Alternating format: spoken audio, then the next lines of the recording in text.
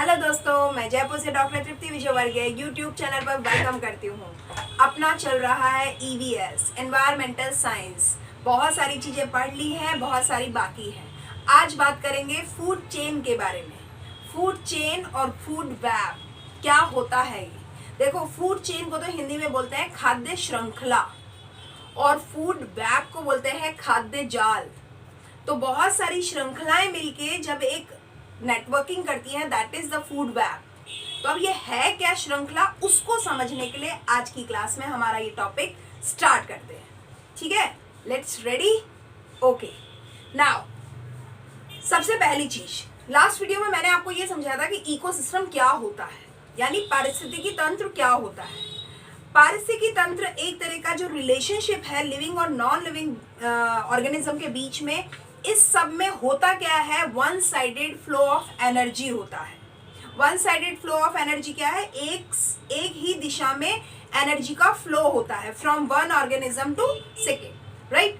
तो अब इसको थोड़ा सा समझ लो कि एनर्जी जो ये ट्रांसफर होती है, इसमें ये इकोसिस्टम है, इस पूरी चीज को ये मेंटेन करता है, इस साइकिल को जो कि एनर्जी का है, और उन न्यूट्रिएंट्स को जो कि इस एक्सटर्नल सोर्सेज से आए हैं, उनको ये मेंटेन करने का काम करता है, राइट। तो अब जब एनर्जी का फ्लो होता है, उसमें इकोलॉजी में इसी को हम कैलोरीफिक फ्लो भी कहते हैं। और इससे क्या होता है, फूड चेन में जिस तरीके की चेन एनर्जी का जो ट्रांसफॉर्मेशन हो रहा है from one organism to second, इसी को इसमें एनर्जी फ्लो कहा जाता है। तो ये कहा गया है flow of energy is one way process. ये वन साइडेड प्रोसेस होता है, एक ही पथ से निकलने वाली एनर्जी का ये फ्लो है। ठीक है, एक बात। अब दूसरी बात, अगर हम बात करें कि फूड वेब क्या है, तो एक्चुअली ये एक सीक्वेंस है, एक श्रृंखला है, राइट। एक sequence of organism through which energy flows known as food chain. किस तरीके से एनर्जी एक ऑर्गेनिज्म से दूसरे में जा रही है, इस पूरी सीक्वेंस को हम फूड चेन कहते हैं। एग्जाम्पल लेते हैं, जैसे मान लीजिए घास है, उस घास को रैबिट ने खाया, यानी खरगोश ने खाया, तो जो एनर्जी ग्रास में थी वो एनर्जी घास के खाने से रैबिट में ट्रांसफर हो गई। अब रैबिट को किसी ने खाया, रैबिट को खा लिया फॉक्स ने, तो जो रैबिट में एनर्जी आई थी वो एनर्जी अब चली गई फॉक्स में, फिर फॉक्स को लॉयन खा लेगा। आ रही बात समझ में। तो इस तरीके से एनर्जी का flow from one organism to second organism जो हो रहा है, ये एक ही साइडेड हो रहा है, वापस लौट के नहीं आ रहा है ये इस जगह पे, राइट। तो इसे one sided flow of energy कहा गया है, और इसी सीक्वेंस को हमने फूड चेन कहा है। और बहुत सारी फूड चेन जब मिलती है तो उसे हम फूड वेब कहते हैं। तो ये चीज आपको समझ में आना बहुत जरूरी है कि किस तरीके से फ्लो ऑफ एनर्जी क्या है, फूड चेन क्या है, फूड वेब क्या है, उस बात को हमें समझना जरूरी है। अब शुरू करते हैं कि जब फूड चेन हमें समझ में आ गया कि ये एक सीक्वेंस है जिसमें हमारी एनर्जी एक से दूसरे में जाती है, इसके कुछ फैक्ट्स को समझ लेते हैं। फूड चेन के कुछ इंपॉर्टेंट फैक्ट्स होते हैं, उसको समझ लेते हैं कि हर ऑर्गेनिज्म में कोई ना कोई रूप में एक एनर्जी है। वो लेवल कम या ज्यादा हो सकता है, पर each and every organism possesses a certain level of energy. It is a God gifted thing, right? ये हमें हमारे भगवान ने ये नियामत के तौर पे दिया है कि हर एक ऑर्गेनिज्म में एक लेवल का एनर्जी का है। ठीक है, अब जैसे कि प्लांट्स को अपन कहते हैं प्रोड्यूसर्स, और हम एनिमल्स को कहते हैं कंज्यूमर्स। तो जो प्रोड्यूसर्स होते हैं वो क्योंकि खुद का खाना खुद बना रहे होते हैं, इसलिए हमने इसे उत्पादक कहा है। तो जो व्यक्ति खुद अपना भोजन बनाता है उनको हम प्रोड्यूसर्स कहते हैं। तो अब आपके दिमाग में क्वेश्चन आ सकता है, तो एनिमल भी तो अपना खाना खुद बनाता है? नहीं, हम केवल उसको प्रोसेस कर रहे हैं। एक्चुअली हमने खाना लिया है हमारे प्लांट से, हम इसलिए कंज्यूमर्स हैं। हम प्लांट से, पेड़ों से हम चीजें लेते हैं और उसको सिर्फ हम प्रोसेस कर लेते हैं। कच्चा है तो पका लेते हैं, उसका रूप परिवर्तन कर सकते हैं। तो हम लोग अपना खाना खुद नहीं बनाते, बल्कि हम प्लांट्स या दूसरे एनिमल से उनको लेते हैं, इसलिए we are called as consumers, right. तो कंज्यूमर कौन? जिसने चीज को कंज्यूम किया। अब बात करते हैं आगे की कि जब कंज्यूमर हो गया तो कितने तरीके की होती है फूड चेन।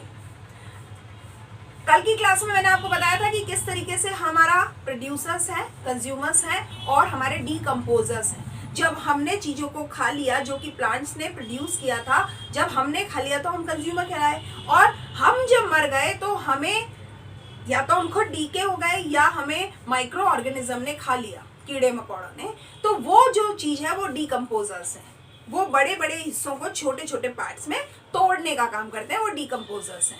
तो अब बात करेंगे फूड चेन कितने तरीके की हो सकती है। तो फूड चेन जो होती है वो दो तरीके की हो जाती है, एक होती है ग्रेजिंग फूड चेन और एक होती है डेट्रिटस फूड चेन।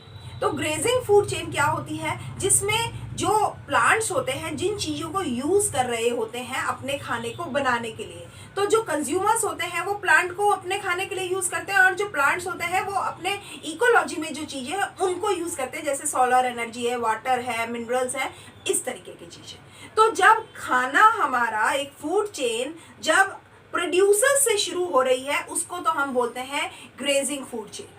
इसमें क्या होता है, ग्रीन प्लांट से शुरू होती है और इसमें प्राइमरी कंज्यूमर जो होता है ना वो हार्बीवेयर होता है।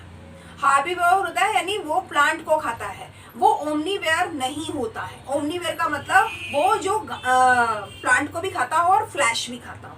यहाँ खास बात यही है, ग्रेजिंग फूड चेन जो होती है उसी फूड चेन को ग्रेजिंग फूड चेन कह सकते हो, जिसमें प्राइमरी जो कंज्यूमर होता है वो एक्चुअली हार्बीवेयर होता है। इसमें ध्यान दीजिएगा, इसमें ये तो प्रोड्यूसर है, ग्रास तो प्रोड्यूसर है ना, अब ये जो है दोनों है कंज्यूमर्स। इनमें पहला कंज्यूमर कौन है, रैबिट, प्राइमरी कंज्यूमर है। अगर रैबिट जो है वो अगर हार्बीवरस है ना तो इसको ग्रेजिंग फूड चेन कहते हैं। और अगर यहाँ पे फॉक्स की बात करेंगे तो फॉक्स ने तो रैबिट को खाया है तो वो तो कार्निवरस हो गया, तो वो ग्रेजिंग फूड चेन नहीं है। ये बात समझ में आई। तो अगर ये बात समझ में आती है तो ग्रेजिंग फूड चेन की खास बात यही है कि इसमें प्राइमरी कंज्यूमर कह रही हूँ, प्राइमरी कंज्यूमर ये हुआ, प्राइमरी कंज्यूमर जो है वो हार्बीवर होता है। और इकोसिस्टम में हमारे जनरली जो भी फूड चेन्स होती हैं ना वो ग्रेजिंग फूड चेन्स होती हैं। जैसे ग्रास होपर है, घास है, घास को ग्रास होपर ने खा लिया, ग्रास होपर को चिड़िया ने खा लिया, चिड़िया को किसी गिद्ध ने खा लिया। आप समझ रहे मेरी बात। तो यहाँ पे प्राइमरी कंज्यूमर कौन हुआ, ग्रास होपर, और ग्रास होपर ने क्या खाया था, उसने खाई थी घास। तो ये ग्रेजिंग फूड चेन हो गई। ये बात समझ में आ रही है। अगर ये बात समझ में आएगी तो ही मेरी बात आगे की आपको समझ में आएगी। तो ग्रेजिंग फूड चेन में जैसे अगर एक फ्लावर है, फूल होता है, फूल को एक कैटरपिलर ने खा लिया, कैटरपिलर को फ्रॉग ने खा लिया, फ्रॉग को स्नेक ने खा लिया, स्नेक को आउल ने खा लिया। अब ये जो सारी चीजें हैं ये सब कंज्यूमर्स है, लेकिन एक्चुअल प्राइमरी कंज्यूमर हुआ था कैटरपिलर। तो जो कैटरपिलर था ये जो प्राइमरी कंज्यूमर है, इसने क्योंकि फूल को खाया था इसलिए इसको हम कहेंगे ग्रेजिंग फूड चेन। मुझे पूरी उम्मीद है मैंने 2-3 एग्जाम्पल आपको बता दिए, ये सब समझ में आ गया होगा कि ग्रेजिंग फूड चेन क्या होता है। अब जब ग्रेजिंग फूड चेन समझ में आ गया तो हम बात करते हैं डेट्रिटस फूड चेन की। अब डेट्रिटस फूड चेन क्या होती है, इसमें क्या होता है, किसी भी डेड ऑर्गेनिक मैटर जो होता है उसका जो डीके एनिमल होता है या प्लांट बॉडी जो है या माइक्रो ऑर्गेनिज्म जो है वहां से एक फूड चेन शुरू होती है। यानी फूड चेन की जो डिपेंडेंसी होती है वो actually influx of organic matter होती है जिससे अनदर सिस्टम एक डेवलप होता है। तो इसमें फूड चेन में एल्गी है, बैक्टीरिया है, फंगी है, प्रोटोजोआ है, इंसेक्ट्स है या नेमेटोड्स है, ये सारे जो ऑर्गेनिज्म है ये इसमें शामिल होते हैं डेट्रिटस फूड चेन में। जैसे अगर एक कोई डेड ऑर्गेनिक मैटर है उसको बैक्टीरिया ने भी खा लिया हो सकता है, उसको इनऑर्गेनिक न्यूट्रिएंट्स उसमें से प्रोड्यूस हुए होंगे, उसको किसी और ने खा लिया होगा, तो ये जो चीज होगी वो डेट्रिटस फूड चेन होगी, राइट। अब अगर बात आगे की बात करते हैं कि डेट्रिटस फूड चेन जब समझ में आता है तो पूरी फूड चेन में हमने ये पाया कि दो तरह की फूड चेन हो गई। एक तो जो हार्बिवर्स होना चाहिए, पहला कंज्यूमर जो है उसका प्राइमरी कंज्यूमर, वो हो गई ग्रेजिंग फूड चेन, और अगर इनऑर्गेनिक मैटर का डीके अगर हो रहा है तो उसको हमने कह दिया डेट्रिटस फूड चेन। अब बात करते हैं फूड चेन जरूरी क्यों है, क्या जरूरत आ गई थी फूड चेन की। देखो ये बैलेंसिंग बनाए रखने के लिए, इकोसिस्टम में एनर्जी के फ्लो का बैलेंसिंग बनाए रखने के लिए फूड चेन की जरूरत है। तो हमें ये पता होना चाहिए एक फूड चेन हमें फीडिंग रिलेशनशिप को समझाने में बहुत बड़ा रोल प्ले करती है। एक्चुअली ये एक इंटरेक्शन है जो एक ऑर्गेनिज्म का इकोसिस्टम के साथ में होता है। इस इकोसिस्टम में जब हमने ये कहा कि लिविंग और नॉन लिविंग दोनों तरह के ऑर्गेनिज्म होते हैं, तो जो लिविंग ऑर्गेनिज्म है वो कैसे जिंदा रहेगा, उसे कुछ तो चाहिए ना एनर्जी। तो वो नॉन लिविंग और लिविंग आपस में ही एक चीजों के साथ में एक इंटरेक्शन डेवलप करता है, इसी को हमने फूड चेन कहा है। और इससे हमें ये भी समझ में आता है कि एनर्जी के फ्लो का मैकेनिज्म क्या है। इस मैकेनिज्म को समझने में और इस जो इकोसिस्टम का पूरा मैटर है, इसके सर्कुलेशन को समझने के लिए हमारे को फूड चेन समझना जरूरी हो जाता है। इसके साथ में हमारे को वो टॉक्सिक सब्सटेंस का जो मूवमेंट होता है, कौन सी चीज किसके लिए खराब है, कौन सी चीज किसके लिए अच्छी है, तो ये जो न्यूट्रिएंट्स या टॉक्सिक एलिमेंट्स का जो मूवमेंट होता है और इनसे क्या समस्याएं होती हैं, उस पूरे बायोलॉजिकल मैग्निफिकेशन में किस तरीके से इकोसिस्टम में काम होता है, इन सारी चीजों के अंडरस्टैंडिंग को क्लियर करने के लिए फूड चेन समझना जरूरी होता है। अब अगर फूड चेन समझ में आ जाता है तो अब थोड़ा सा आगे मूव करते हैं फूड वेब्स पे। बहुत सारी फूड चेन्स जो होती हैं वो हमेशा एक फूड वेब को डेवलप करती है, यानी क्या कहना चाहिए, एक नेटवर्किंग ऑफ फूड चेन्स होती है जिसमें एक इंटरकनेक्शन होता है और बहुत सारे इसके ट्रॉपिक लेवल्स हो सकते हैं, जिससे बहुत सारी फीडिंग कनेक्शंस डेवलप होती हैं और बहुत सारे लोगों का इसमें अपना पेट भरा जाता है। इसको हमने कंज्यूमर रिसोर्स सिस्टम भी कहा है। क्या कहा है? कंज्यूमर रिसोर्स सिस्टम भी कहा है। बहुत सारे ऑर्गेनिज्म इंटरनली कनेक्टेड होते हैं फीडिंग रिसोर्स के बेस पर और एनर्जी का फ्लो हो रहा होता है। तो जब बहुत सारी श्रृंखलाएं मिलकर के एनर्जी के फ्लो को मेंशन करती हैं, तो उस पूरी नेटवर्किंग को हम फूड वेब कह सकते हैं। अब इसमें भी लिंक भी होता है, बेसल रेसिपीज भी होती हैं, टॉप प्रेडेटर्स भी होते हैं, नॉड्स भी होते हैं, जिसमें इंडिविजुअल स्पीसीज को जो हमें इंडिकेट करते हैं। इसमें न्यूट्रिएंट्स का मूवमेंट पता लगता है, वो साइक्लिक होता है, लेकिन एनर्जी जो होती है वो नॉन साइक्लिक भी हो सकती है और यूनी डायरेक्शनल भी हो सकती है। इस तरीके की चीजें जो होती हैं वो इसमें आती है। अब बात करते हैं फूड वेब कितने तरीके का हो सकता है, तो इसको हम 3 हिस्सों में बांट देते हैं। फूड वेब होता है, एक होता है ट्रोपोलॉजिकल वेब्स, एक होता है फ्लो वेब्स और एक होता है इंटरेक्शन वेब। तो जो ट्रोपोलॉजिकल वेब्स होता है उसमें हम जो फीडिंग रिलेशनशिप होती है उसको क्लियर करते हैं, यानी किस तरीके से किसने किसको खाया, एनर्जी का फ्लो कैसे कहाँ गया। और फ्लो में क्या होता है, बायो एनर्जिक वेब्स जो होते हैं या फ्लो वेब्स जो होते हैं उसमें उन सारी इंफॉर्मेशन को भी हम इसमें इंक्लूड करते हैं जो कि फीडिंग इंटरेक्शन के स्ट्रेंथ को शो करती है।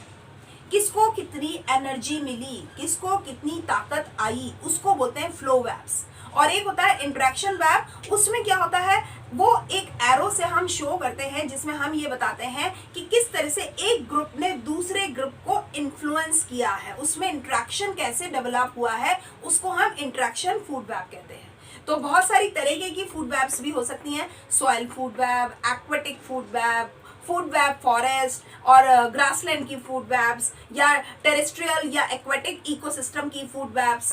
तो जैसे अगर हम जमीन की भी बात करेंगे ना, तो जमीन पे भी ये फूड चेन्स बहुत सारे तरीके की हो सकती हैं। पानी की बात करेंगे तो वहां पे भी बहुत सारी तरीके की हो सकती हैं। तो इसलिए उसी बेसिस पर हमने फूड वेब्स के अलग अलग टाइप्स को बात किया है। तो एक्चुअली अगर आप सोचोगे ना, तो कोई ऐसे सिंपल वे में कोई भी फूड चेन नहीं होती है, हमेशा फूड वेब फॉर्म में होती है। किसी ने किसको खाया, उसको किसी और ने खाया, फिर उसको किसी और ने खाया, तो ये एक लीनर फॉर्म नहीं डेवलप करती है। इसमें एक जाल सा हो जाता है, अगर इसने इसको खाया तो इसको इसने भी खाया और दूसरे ने भी खाया, फिर उसको किसी और ने भी खाया और इसको किसी और ने भी खाया। तो एक तरीके से जो नेटवर्किंग डेवलप होती है उसी को हमने फूड वेब कहा है। तो इस तरीके से मैंने आज आपको दोनों टॉपिक बताए, फूड चेन क्या है वो भी और फूड वेब क्या है वो भी। पूरी उम्मीद है आपको ये छोटे से टर्म्स समझ में आए होंगे। Thanks for keep watching my videos regularly. Thank you बच्चों।